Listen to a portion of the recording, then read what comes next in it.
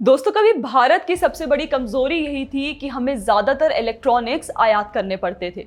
2014-15 में भारत में बिकने वाले मोबाइल फोनों में सिर्फ 26% देश में बनते थे और पूरे भारत में सिर्फ 2 मैन्युफैक्चरिंग यूनिट्स थे। लेकिन मेक इन इंडिया के बाद तस्वीर बदली। 2024 तक भारत में बिकने वाले 99.2% मोबाइल फोन्स लोकली बने और अब देश में 300 से ज्यादा यूनिट्स काम कर रहे हैं।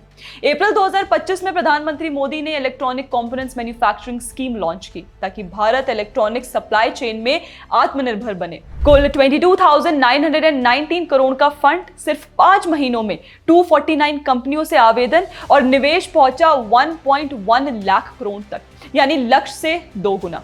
इसमें से 60% एमएसएमई से आए, यानी रोजगार भी तेजी से बढ़ेगा। अगर पिछले 5 महीनों की उपलब्धियों की बात करूं तो निवेश का लक्ष्य था 59,350 करोड़, हासिल हुआ 1,15,351 करोड़।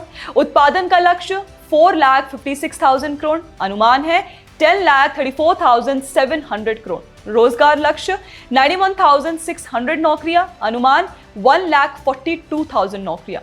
2012 में यूपीए सरकार ने नेशनल पॉलिसी ऑन इलेक्ट्रॉनिक्स बनाई थी, लेकिन यह बुरी तरह फेल हुई क्योंकि कोई बड़ा निवेश नहीं आया। जीरो ड्यूटी इंपोर्ट ने भारत को असेंबली हब बना दिया और स्ट्रक्चरल समस्याएं कभी सुलझाई ही नहीं गई, यानी आधी सदी तक भारत अपनी ही क्षमता को कुचलता रहा। आज मोदी सरकार का विजन साफ है। 2030-31 तक भारत को $500 बिलियन इलेक्ट्रॉनिक्स मैन्युफैक्चरिंग हब बनाना। यह सिर्फ इंडस्ट्री पॉलिसी नहीं बल्कि भारत की रणनीतिक ताकत है। आयात पर निर्भरता से निकलकर एक्सपोर्ट पावर बनने का रास्ता। भारत की यह इलेक्ट्रॉनिक्स क्रांति हमें तकनीकी और आर्थिक दोनों रूप से आत्मनिर्भर बनाएगी।